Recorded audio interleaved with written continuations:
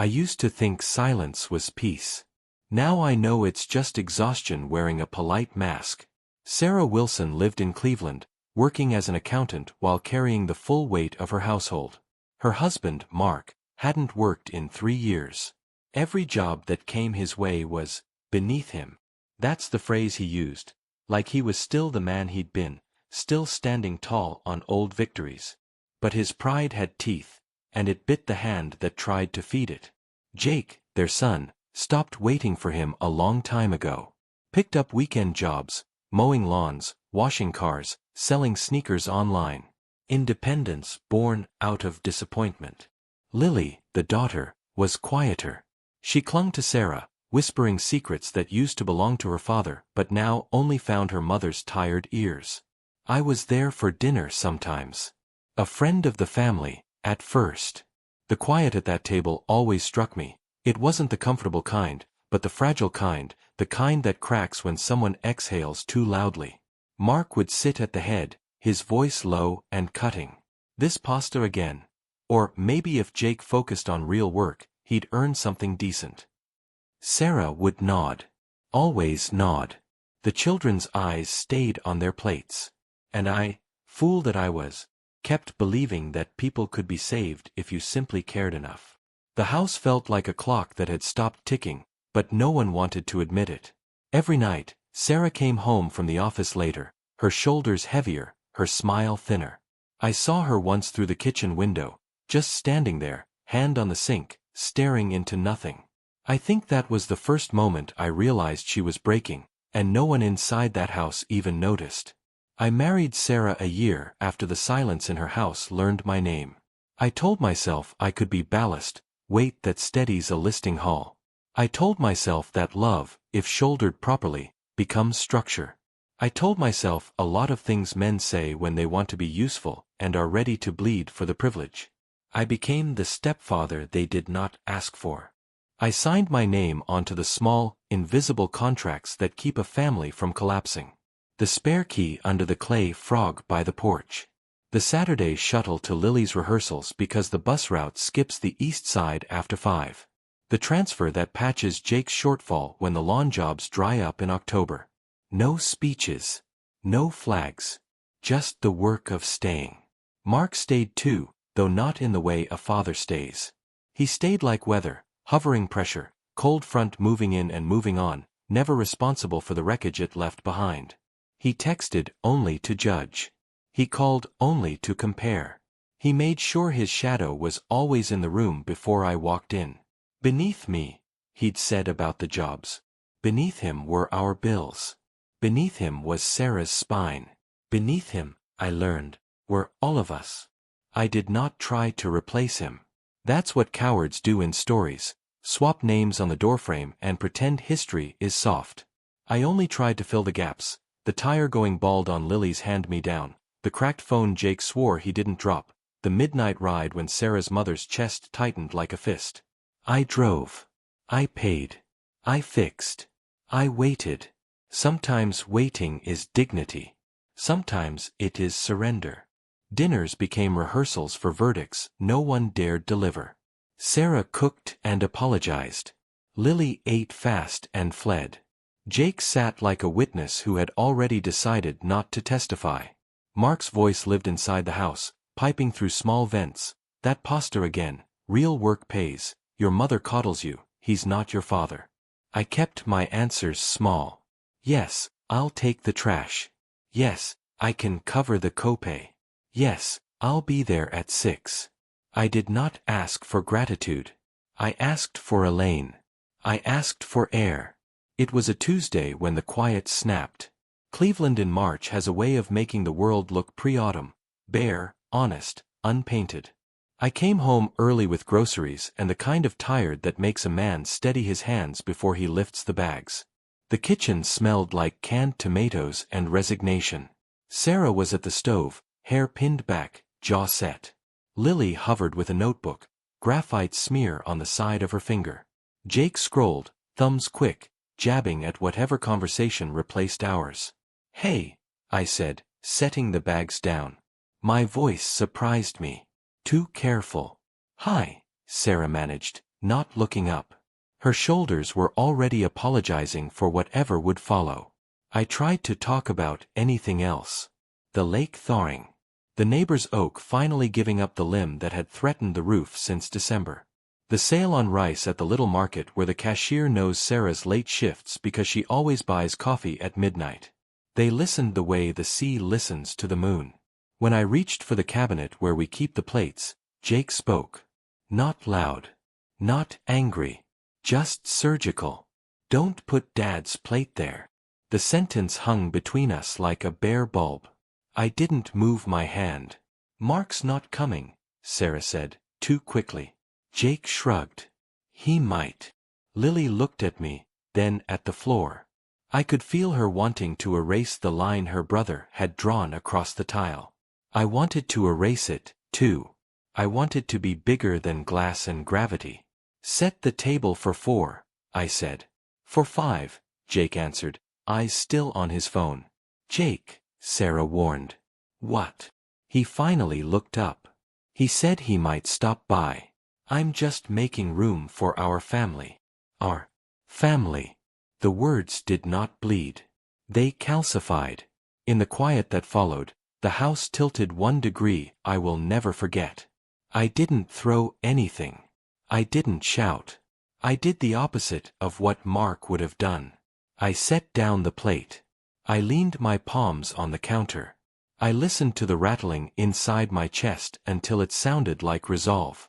Set 4, I repeated, but my voice was different now, low enough that even the refrigerator heard the change and stopped humming. Jake smirked. Teenagers learn contempt like a second language when the teacher is the man who abandoned them. You're not my dad, he said, almost bored. You don't get to decide where his plate goes. Small sentence. Final cut. Lily flinched. Sarah pressed the wooden spoon too hard against the pot and red sauce nicked her wrist. She didn't wipe it away. We all watched it dry. You picture yourself heroic for these moments. You imagine a speech. A spine of iron. You see the scene from above. The man who stayed laying down law with the calm thunder of earned authority. Instead, I did the most dangerous thing a man can do when he is drowning. I went quiet. I finished setting the table for 4. I washed the sauce off Sarah's wrist and pretended it didn't burn. I ate the food she'd made and tasted nothing but the bill coming due. After, Jake disappeared into his room and slammed the door like an exclamation point he hadn't earned. Lily vanished to homework. Sarah scrubbed pans with a focus that could cut rope. When the sink was empty and the water gone, she turned. He's hurting, she said. So am I. He didn't mean it. He did, I answered. He just doesn't want to live in the world where meaning has a cost. She stared at the shallow scratches on the counter we still hadn't sanded down.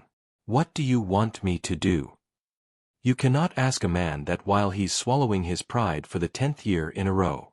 He will answer honestly.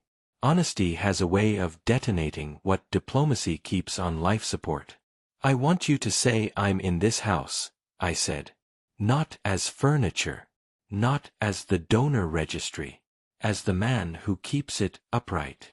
Her mouth opened. Closed. Opened again. I watched her pick through a decade of habit for a sentence that didn't exist. He's their father, she finally whispered. I nodded. I am not stupid. Biology is a room I cannot enter. Then he can be their father in total, I said. Not just in photographs. What does that mean? It means I'm done underwriting cruelty. She folded her arms. You're overreacting. I looked at the doorway Jake had vanished through. I'm late, I said instead. For what? She asked. For myself. That night, I sat at the small desk in the room we pretend is an office because calling it a corner hurts less. I opened the file I keep for my own sanity. Bills, dates, amounts, accounts. The quiet was clean now, not the sticky kind that clogs your throat. The kind you get in churches that still believe in consequence. Insurance. Phone plans. Shoe money. Registration fees. Bus passes. The sneakers Jake swore he'd repay me for when the resell went through. It never did. The winter coat Lily pretended she didn't need until the wind carved her down to bone. I listed them one by one like names in a ledger where love and arithmetic are equal partners. Every number sharpened my breath. Not because of the money. Because of the story it told. Years of giving mistaken for a bottomless well. Years of standing mistaken for furniture. Years of endurance mistaken for consent. I closed the laptop and waited for midnight to finish making me brave. At 12:03, I started. Not from anger. From mathematics. I removed Jake's line from my phone plan and transferred the number to Mark's old carrier, the one he still uses because it has a sports bundle he won't give up. I put Lily's bus pass in Sarah's wallet with a note, reload from household. I'll reimburse you for hers only. I paused. I am not cruel. I will not starve a child to feed a lesson. Lily is not the architect of this contempt. She is collateral. I will not punish collateral. I opened the insurance portal and took my name off any car Jake drives. If he wants to be a man, he can pay the price of impact. I set a date to end the grocery auto charge. I canceled the streaming services Mark still uses because he knows our password and believes theft is reparations for heartbreak. I did not touch the mortgage. I did not touch the lights. I did not touch heat. I am not Mark. At 1:11 a.m., my hands finally shook. Not from fear. From the sudden lightness that arrives when a man stops setting himself on fire to keep a cold room warm. In the morning, the house looked the same. That is the trick of decisions. You expect trumpets, but you get the same sunlight on the same chipped tile, and only you know the ground has shifted. Jake came down late, hair damp, face unbothered. He reached for the cereal and his phone buzzed. He frowned. He tapped. He frowned deeper. What the? He looked at me. My service is out. Ask your father to add you, I said, sipping coffee that tasted, for once, like something other than defeat. Sarah's eyes cut toward me. Warning. Pleading. Habit. Seriously. Jake scoffed. You can't do that. I already did. He laughed without humor. You think this makes you a man? No, I said. Paying for your contempt didn't make me one, either. He started to argue, but the kettle screamed and Lily flinched and whatever speech he had rehearsed for the trial where I am always the defendant fell apart. He left. The door proved again, that would can be a wee *p*n if you throw it hard enough. Sarah waited until the hallway swallowed him.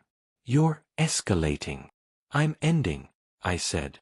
She pressed her fingers to her temples, the way she does when spreadsheets blur and men blur and the day refuses to be anything other than what it is. He'll call Mark. I hope he does. And if Mark can't help, then maybe the phrase beneath me will finally understand gravity. She closed her eyes. This will break us. We've been broken, I said softly. I'm just refusing to keep paying for the pieces. In the afternoon, a message arrived, a text from a number that used to belong to Triumph. Mark, you're pathetic. Give the boy his phone. Stop playing daddy. I typed, erased, typed again. In the end, I sent 5 words, be his father on paper. No reply came. Cowards understand only 2 currencies, applause and silence. I gave him the latter. Evening brought what evening always brings in a house like ours, performances.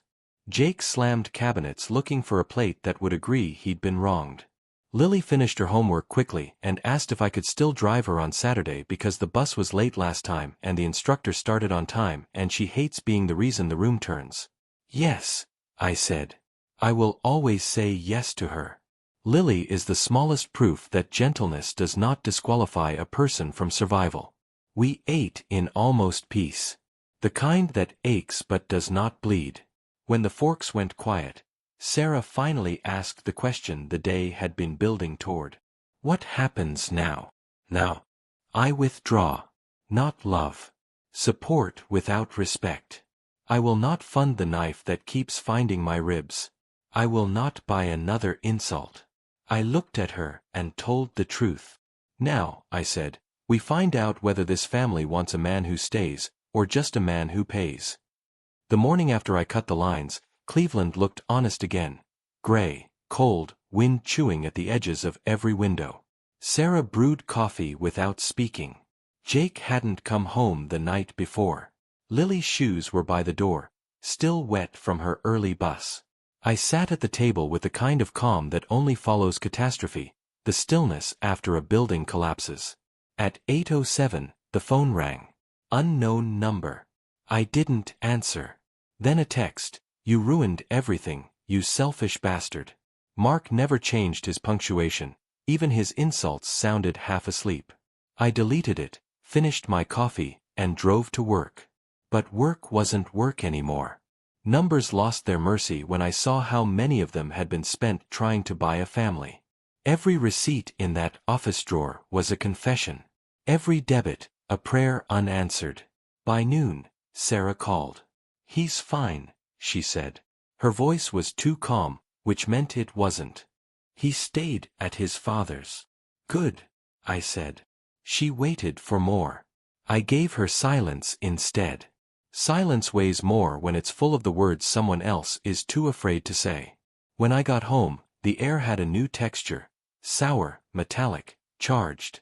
Sarah sat at the table with her laptop open but no work on the screen. "We need to talk," she said. I set my bag down. "About what?" "You know what. I know what I've stopped paying for. That's all." Her jaw tightened. "You can't just dismantle a household because you're hurt." "I didn't dismantle it," I said. "I stopped subsidizing the illusion that it existed." "Michael." I raised a hand. "No. Let's not turn this into therapy. The numbers don't lie, Sarah. They never have. You and I have been holding up a structure built on my exhaustion and your denial. Jake pulled out one brick, and now you can finally see how hollow it was." Her eyes went glassy. "He's a kid. He's 19. Still a kid. He's a man when it's time to insult me. A child when it's time to pay the bill. Convenient age." She pushed the laptop shut hard enough to make the table shake.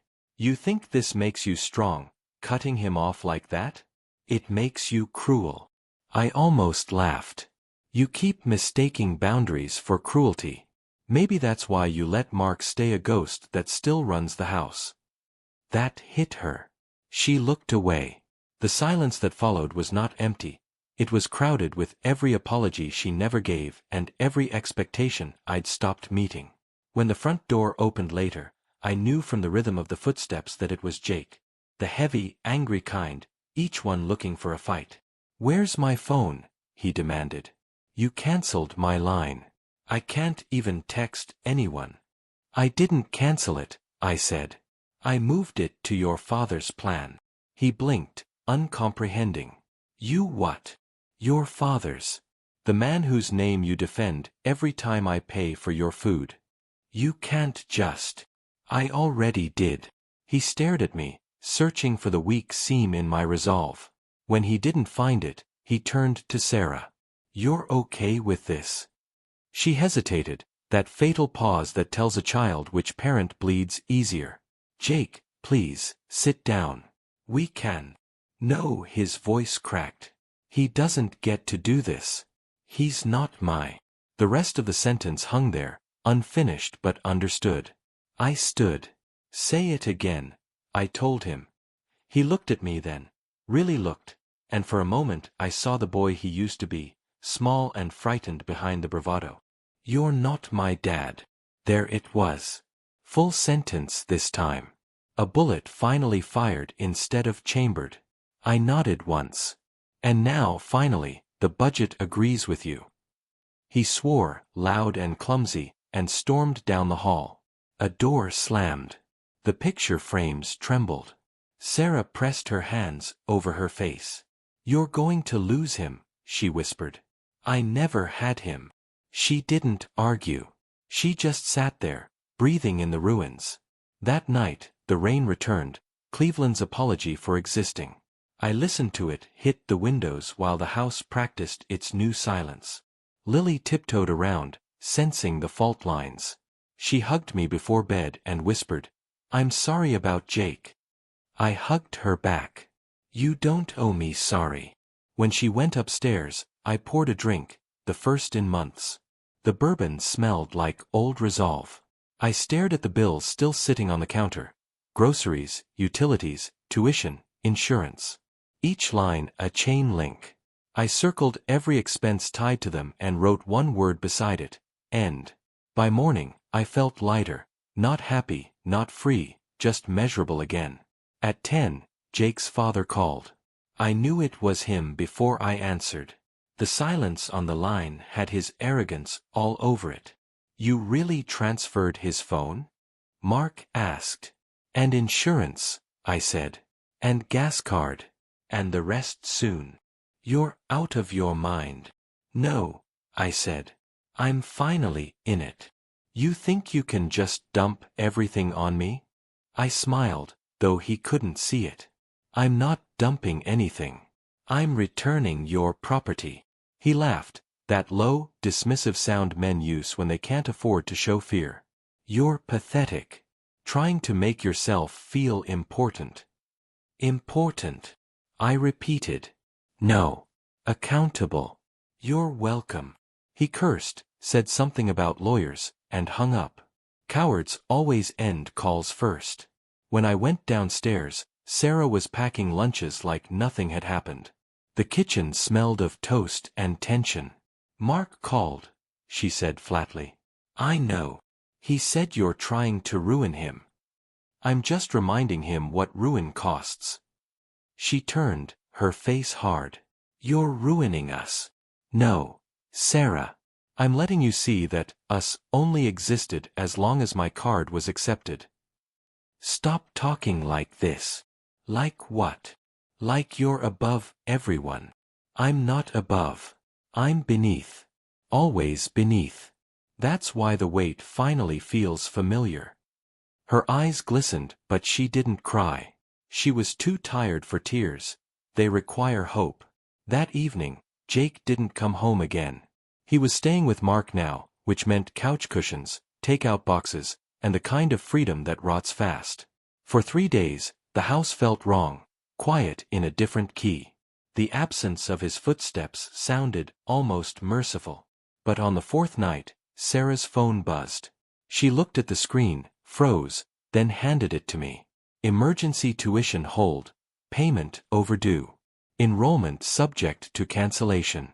I read it twice, then set it down. "He's learning math," I said. "You can't just let that happen." "I can. I am." "He'll lose his place. Maybe he'll find responsibility." She slammed her palm on the table. "God, Michael, when did you become so cold?" "When warmth became another utility I paid for a loan." She stared at me, searching for the man she married.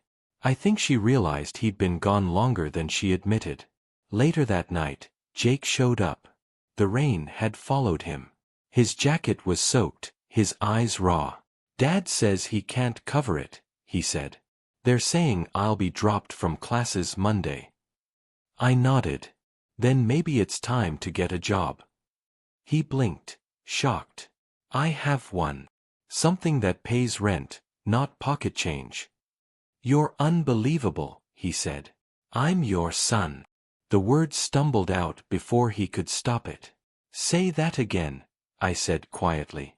He hesitated, swallowed, then looked away. "Forget it." "No," I said. "I won't." He rubbed his face with both hands. "Just help me, okay? One last time. I'll pay you back." "Like the sneakers?" He didn't answer. "Like the laptop?" I asked. "Like the car insurance you promised to split?" His shoulders sagged. "You're really not going to help?" "I already did," I said. "For years. You just called it obligation."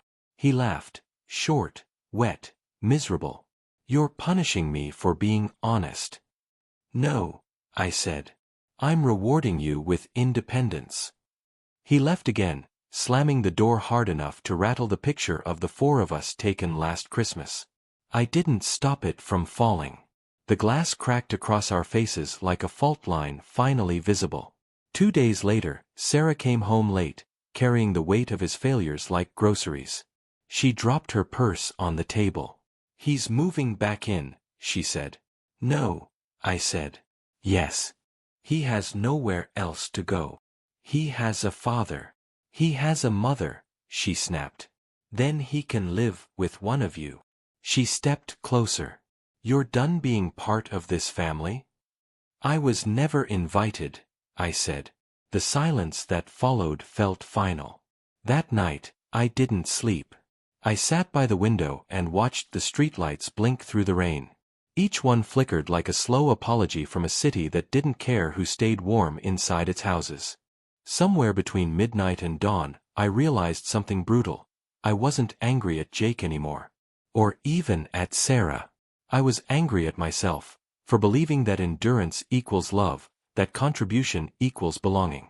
I mistook servitude for devotion. When the sun came up, I packed a bag.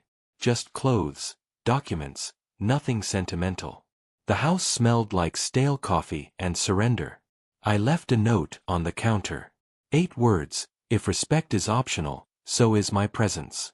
I walked out into the gray. The air bit my face, clean and final. Behind me, the house looked smaller than I remembered, a place already shrinking into memory.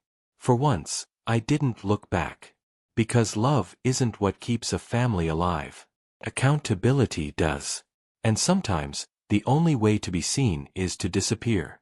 I didn't vanish, I dissolved. Cleveland swallowed me in its usual way, slowly, with slush and smoke, until my name no longer echoed off the walls of that house. For the first week, I lived out of the small apartment above the auto shop. 1 window, 1 chair, 1 mattress that remembered other tenants better than it would ever remember me. Silence followed me in like a stray dog and refused to leave. I let it stay. Silence, at least, doesn't lie. Every morning, I made the same coffee Sarah used to make, bitter and thin. Habit is the last thing to die after love. Then I'd drive past our old street, not to look, but to measure distance in heartbeats. I never slowed down, but the mind has a way of peeking even when the eyes don't. Sometimes I'd see lights on in the kitchen. Sometimes, Jake's car in the driveway. Sometimes, nothing at all. 2 weeks passed before Sarah called. I answered because cruelty would have been easier than mercy. Her voice was tired, no anger, just the hollow kind of calm that comes after every argument has already been lost. Jake's failing, she said. I didn't ask which class. Failure has a way of spreading when it finally finds air. I told him to talk to you, she continued. About what? About fixing things. I laughed, quiet and mean. I'm not the repairman anymore. Michael, she began, but the sentence had no end. It just collapsed under the weight of everything she'd never said. Sarah, I interrupted. Do you still think I was wrong? There was a long pause. I could hear the faucet running behind her, the sound of water hitting steel. I think, she said finally, we were all cruel in different languages. I didn't argue. Some truths don't need applause. After that, she stopped calling. The silence grew again, steady, disciplined, merciful.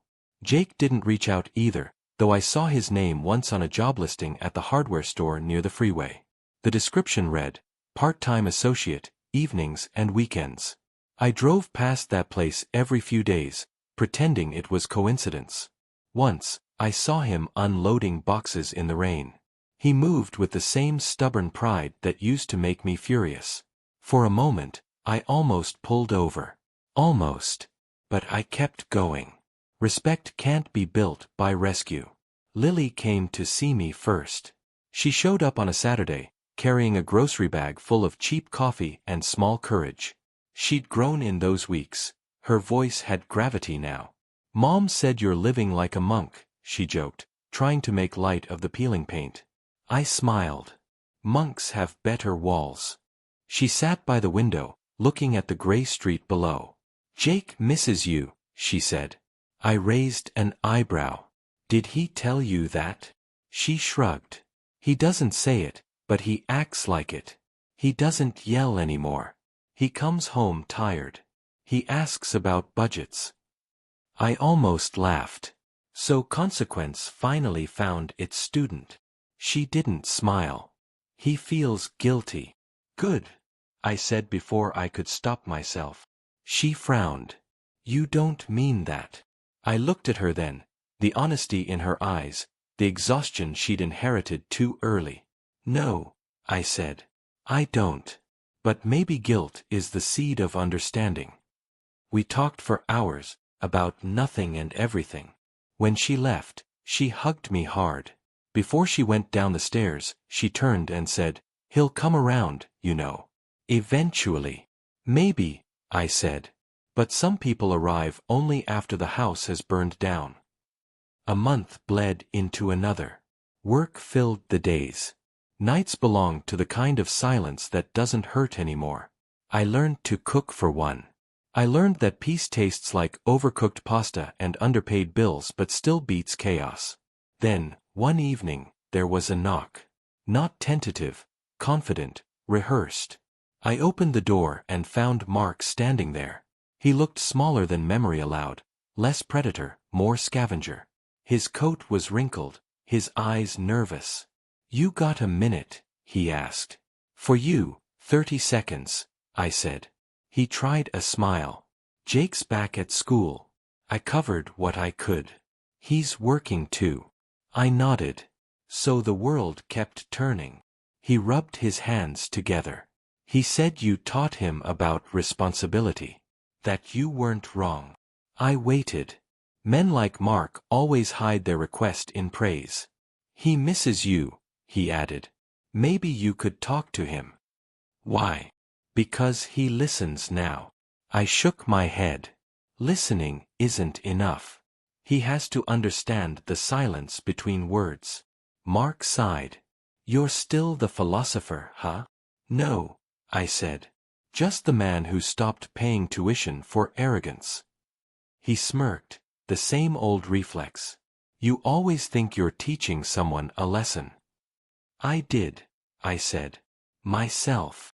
He left after that, muttering something about pride. Maybe he was right. Pride is a strange mirror. It shows you the version of yourself you can survive looking at. Weeks later, I saw Jake again, not by design. I was walking back from the shop when I spotted him outside the diner near the corner. He was sitting alone, textbook open, lips moving as he read. There was no music in his ears, no phone in sight. Just work. Real, quiet work. I stood across the street for a long minute, watching. I wanted to walk in, to buy him a meal, to ask if he finally understood what I'd been trying to build under that roof. But I didn't.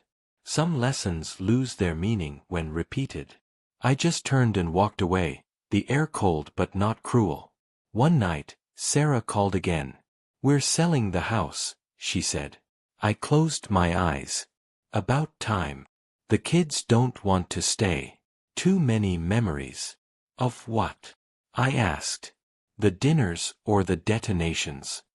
She laughed softly. Both. Then, after a pause. I'm sorry. For what? For letting it happen. For watching it happen. For needing you only when things broke. I swallowed hard. Apologies don't change math, Sarah. But thank you. Will you come by? For old time's sake. No, I said gently. I don't visit museums. After we hung up, I sat in the dark, thinking about the house. Every nail, every bill, every quiet humiliation that built its walls. It wasn't hatred I felt. It was something quieter, heavier, the relief of finally being unnecessary. The last time I saw Jake was 6 months later. He found me at the shop, hands still black from work. He looked older, leaner, humbled. Got a minute? He asked. Depends, I said. You selling something? He smiled faintly. Just saying thank you. For what? For letting me fall. I stared at him, unsure what to do with the words. You landed. Still falling, he said. But slower. He offered his hand. I took it. His grip was firm, honest. For the first time, I believed it. Before he left, he said, Mom's good. Lily's good. Good, I echoed. Then he added, you were right about him. About Dad. He talks big, but he can't stay. I nodded. Staying's the hardest thing a man can do. He hesitated at the door. Do you think we'll ever be family again? I looked at the floor, at the oil stains that looked like old countries fading on a map. Family isn't about staying under one roof, Jake. It's about learning who kept the rain out when it mattered. He nodded slowly. I get it now. Do you? He smiled, tired, almost peaceful. Enough to know you weren't wrong. Then he left. No hug. No drama. Just a door closing gently, as if even he knew the noise would be disrespectful. That night, I stood outside the shop, watching the streetlights blur in the drizzle. Somewhere, the city kept breathing, indifferent as ever. I thought of Sarah, of Lily, of Jake's stubborn shoulders walking into a future he'd finally chosen. I used to think love was sacrifice. Then I thought it was endurance. Now I think it's a kind of accounting, what you give, what you lose, what you refuse to let be taken again. I don't hate them. Hate is for people who still want to change something. I've made peace with the fact that my love built a bridge they only used to leave. Some nights I still hear the echo of that sentence, "You're not my dad." It no longer burns. It just hums, like a warning light reminding me of the limits of good intentions. Was I wrong to walk away? Maybe. But sometimes walking away is the last honest thing a man can do. And if you think that makes me heartless, tell me, would you have endured it?